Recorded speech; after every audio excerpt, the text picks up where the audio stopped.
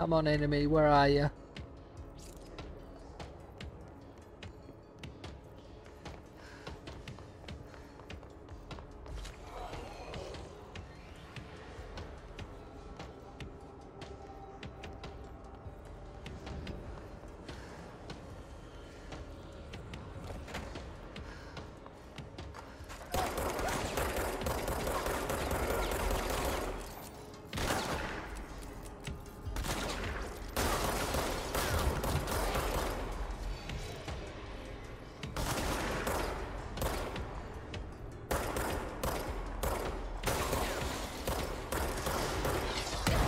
Whoa. Whoa.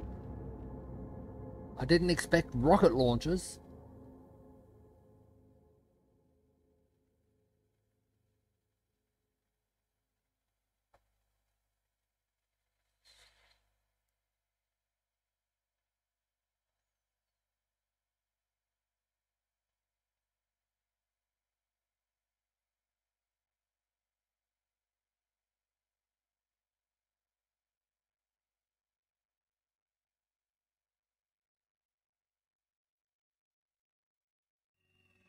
I would have thought once you cleanse an area, though, that there wouldn't be enemies there again.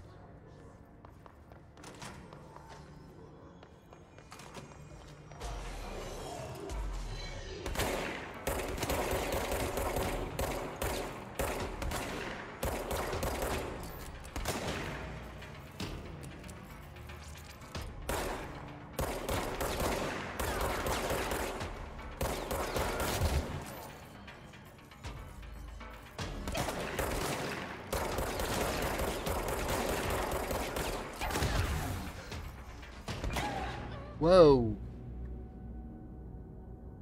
Why are they so chucking such hard enemies at me?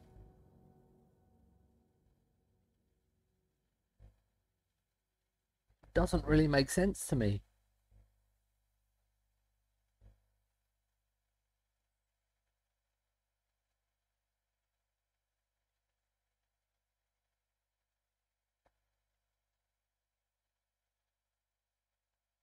Come on, game, load.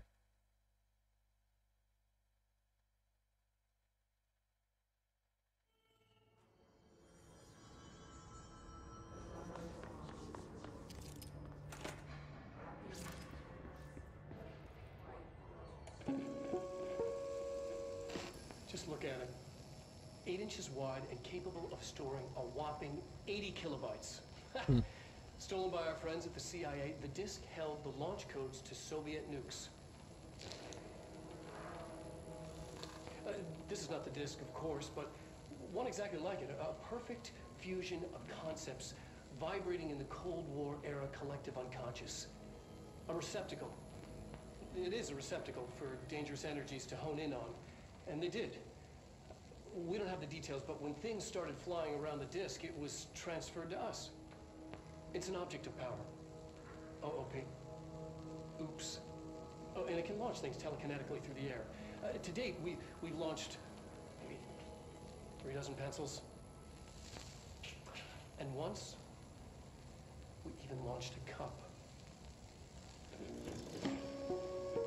Well, that's all you've launched? What about a chair?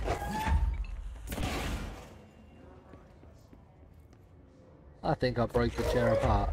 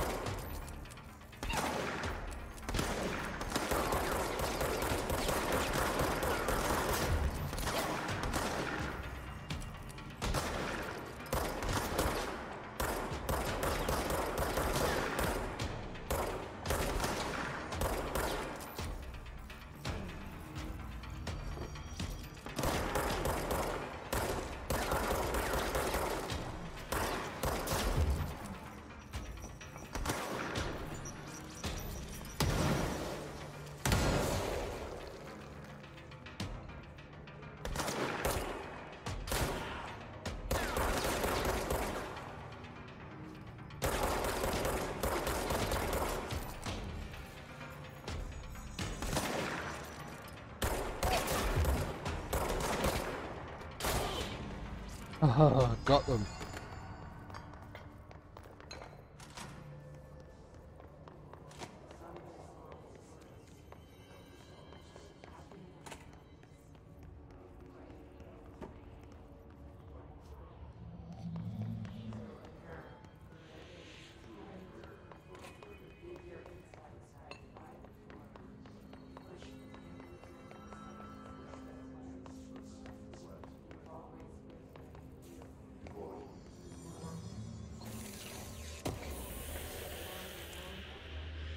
Health boost. Nice.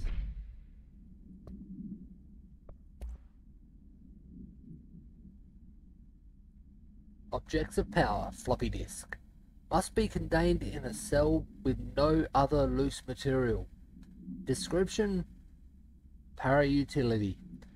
The object is an 8-inch diskette containing Soviet-era nuclear launch codes. When bound, the object allows para-utilitarians to telekinetically lift material and throw it a short distance. See Dr. Darling presentation 11.15 for more information. The object is currently bound to redacted for research purposes. That's a big section of redacted, so I don't know. Background. Stolen from a Soviet military base located in redacted by agents, redacted, and redacted with the CIA. The diskette contained launch codes to redacted missiles, nuclear missiles, believed to be reserved for use against redacted. After being returned to America, the diskette began throwing computational hardware at members of the decoding team. An informant in the CIA tipped the Bureau off, and it was requisitioned by agents the next day.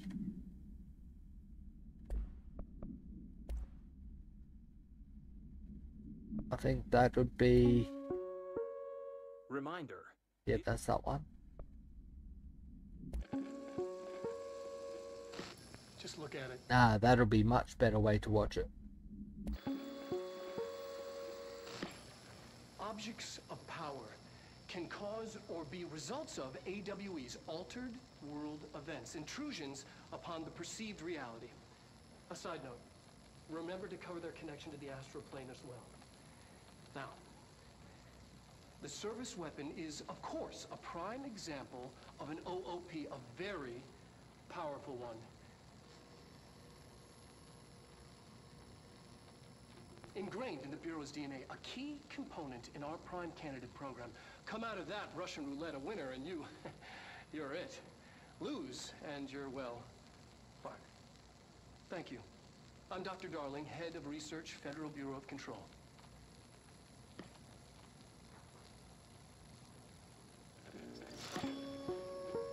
Well, you don't want to lose. This would be a much better way to watch this one. Just look at it. 8 inches wide and capable of storing a whopping 80 kilobytes. Stolen by our friends at the CIA, the disk held the launch codes to Soviet nukes. This is not the disk, of course, but one exactly like it. A perfect fusion of concepts vibrating in the Cold War era collective unconscious. A receptacle. It is a receptacle for dangerous energies to hone in on. And they did. We don't have the details, but when things started flying around the disk, it was transferred to us. It's an object of power. OOP. Oops. Oh, and it can launch things telekinetically through the air. To date, we've launched maybe 3 dozen pencils. And one... Yeah, we know what it says, just showing it's the better way of showing it. That's where I came from, yep.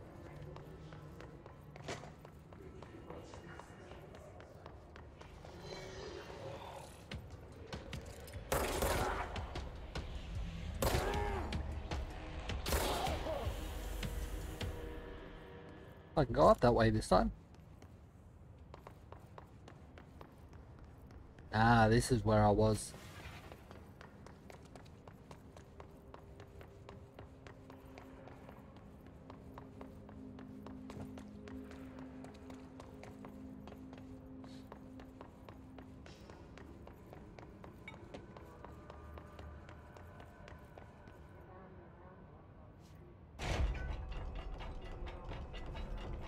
It's got nothing in here.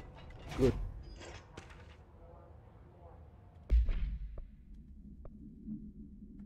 Book Club, Samson. Book Club Notes for Penny by L. Samson. So, I don't usually read a lot of sci-fi, but as far as space operas go, this was alright. The title, Unless You, could refer to a bunch of things in the book, I guess, but I thought it was a little vague and stupid. The way the characters kept throwing it around almost like a catchphrase got real annoying real fast. The best part of the story was the space battles.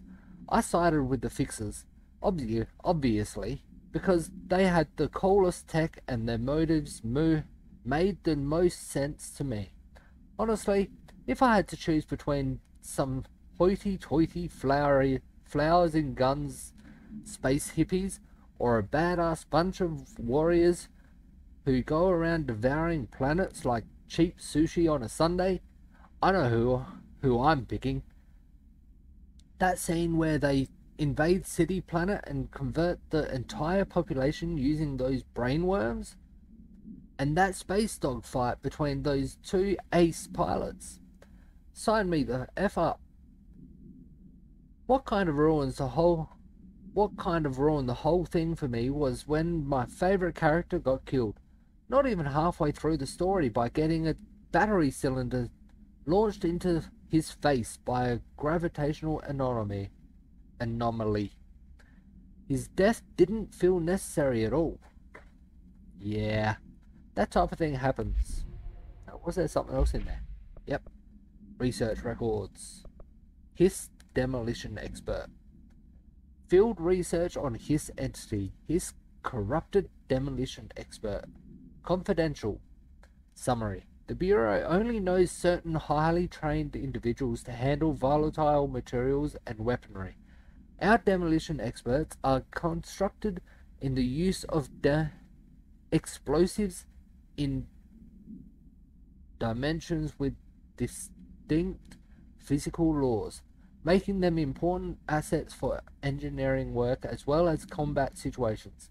Hiss demolition experts are the only observed Hiss variations to wield the specially built rocket-propelled grenade that is designed to identify and track redacted entities once fired, making them a threat whose determination should be prioritized in combat scenarios. If I find it remarkable that the Hiss restrict usage of this weapon to the Bureau personnel who trained specifically for its use, what does this tell us about its behavior? Can it not pass along new information to corrupted entities? Still too many unknowns. Refer to file redacted for full report.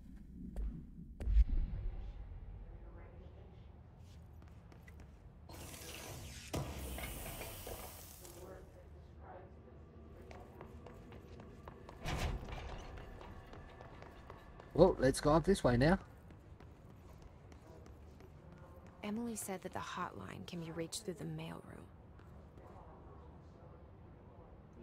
Is that the way I'm going? I'm actually getting close.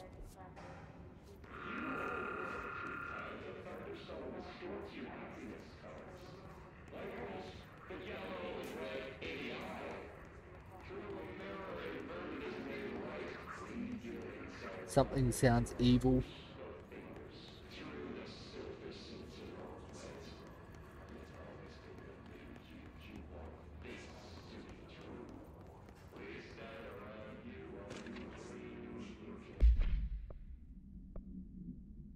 Tomasi Willow AWE outcome. National news sites have begun publishing the story of the polar bear attack on the Alaskan town. You all know I don't like to boast, but claiming that the family was killed by migrating polar bears, desperate for food because their ecosystem is being ruined by global warming, was a stroke of genius. Using current ecological concerns makes the public much less likely to redact it. So, another AWE behind us, and the public is none the wiser. Well done, everyone. It was a strong campaign and perfectly executed. This doesn't mean we can stop monitoring redacted and redacted. For any off-message opinions, but it's looking like we're in the clear. Tomasi out.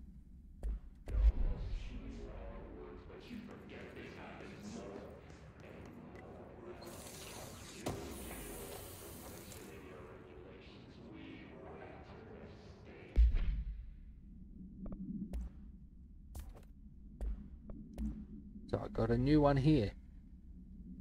Exclusive to spin, grip, shatter, and pierce.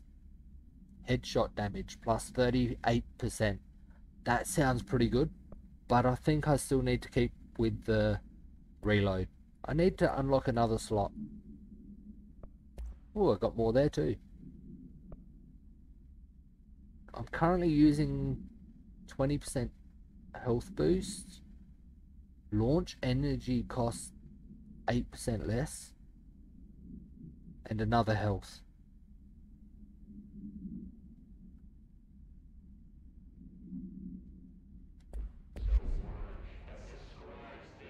I'm not going to deconstruct things just yet because I don't know what it does.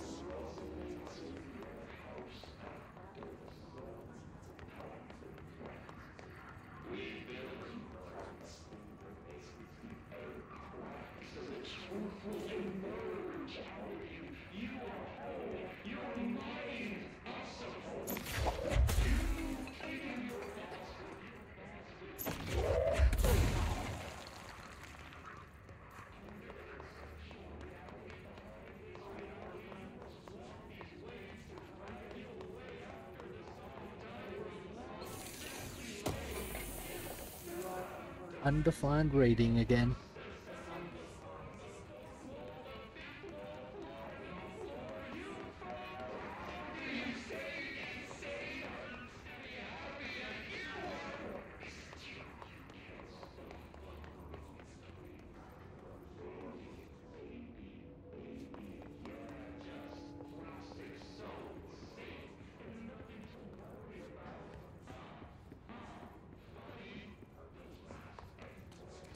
Can't go through that door. That's not the room I went into, is it? Nope. That voice is so creepy.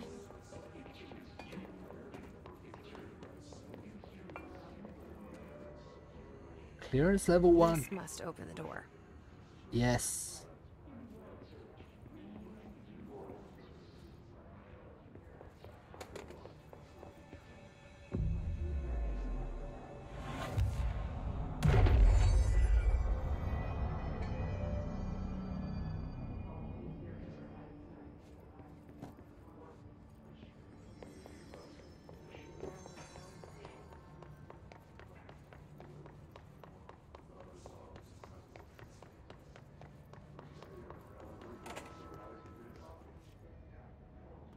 Why is that room so dark?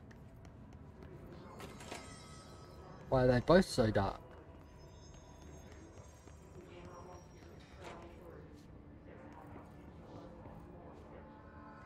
No, that's just that.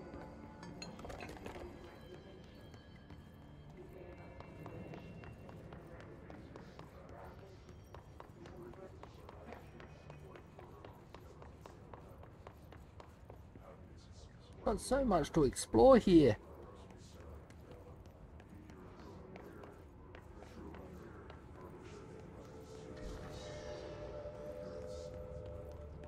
That just goes up a level.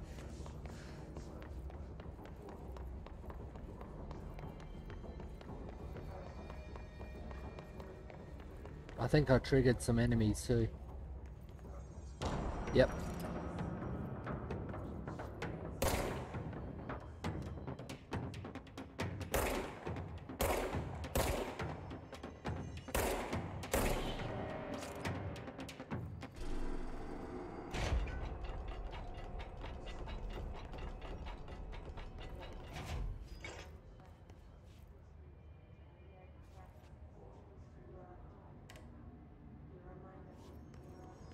Must be copyright music again. Launch efficiency.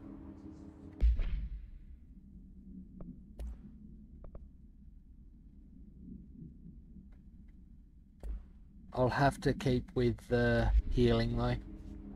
I want to open up a new slot.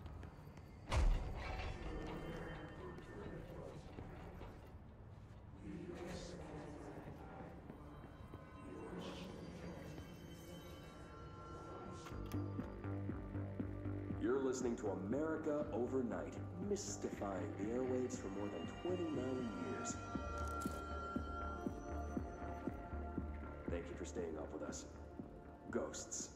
We've had many colleagues over the years tell us of hauntings, voices, and other phantasmagorical phenomena.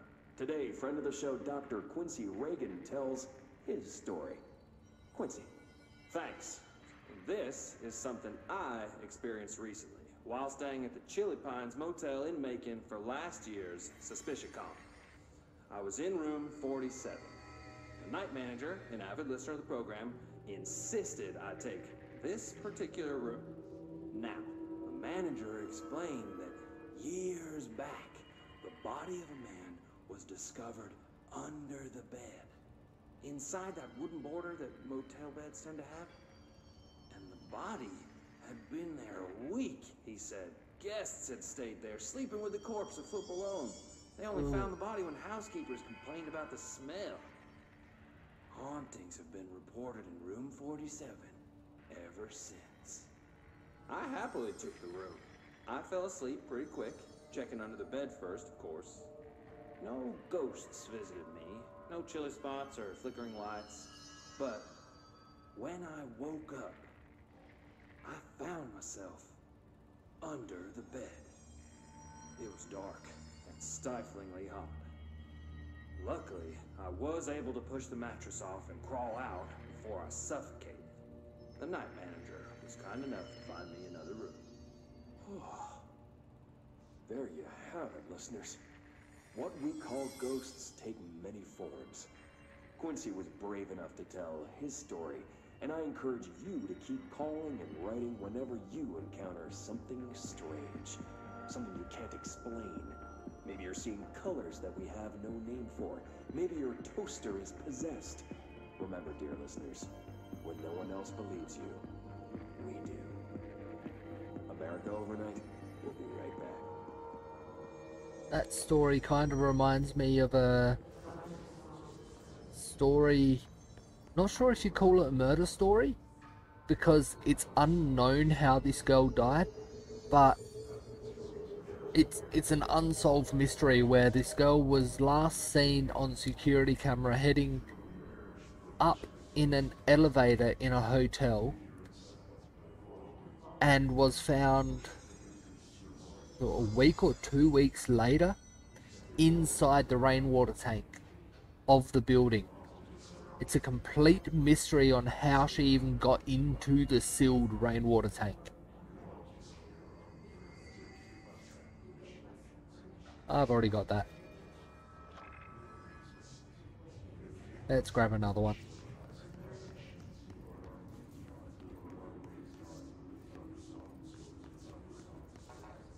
Can't get in there yet.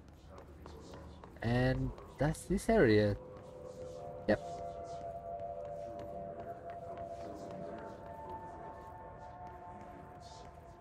That one will open.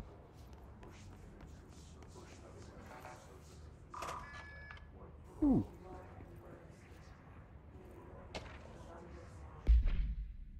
Marshal lockdown distinctions. Federal Bureau of Control. Pay attention, Alberto. This is the last time I'm explaining this. Internal lockdowns are manually triggered. events that lock one or all of the sectors by restricting use of the sector elevator, effectively locking staff in their sector until the emergency is handled. They can only be lifted via the directorial override in maintenance once the director is satisfied that the situation is under control. External lockdowns are a bigger deal. Nothing in or out of the whole building. It's only triggered by a code red containment breach, based on some complicated system that security and research slapped together. It can only be lifted once A, the threat has been neutralized, and B, a high clearance individual gives the system the all clear. This process is not the same as a directorial override. So stop saying so in documentation. I know it's confusing as hell. I've told Darling 100 times to change it, but they're adamant it stays the way it is. Honestly, I don't think they even know how to change it at this point. Let's just make sure our staff understand how this mess all works, okay, Marshall? Nope, there was another one.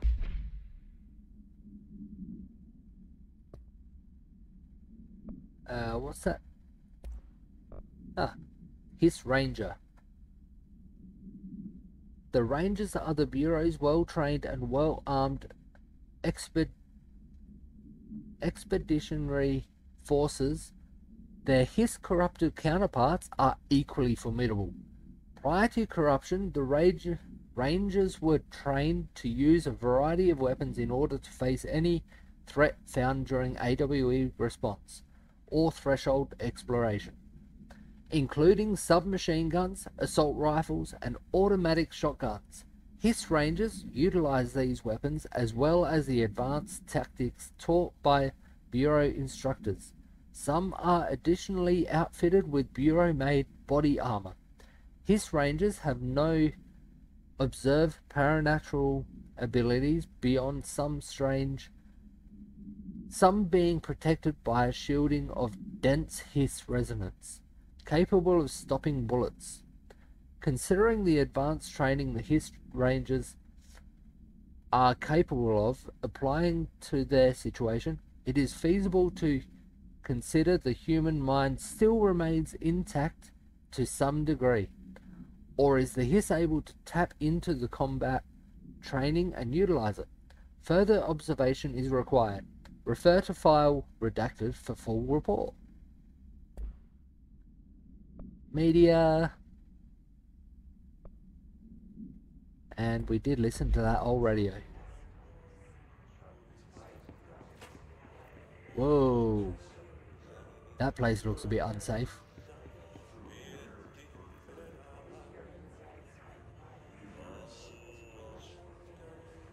I don't think I can get in there.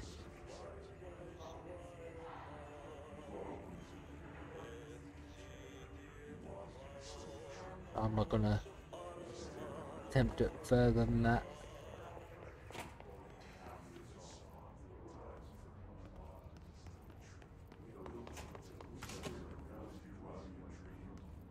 Whoa.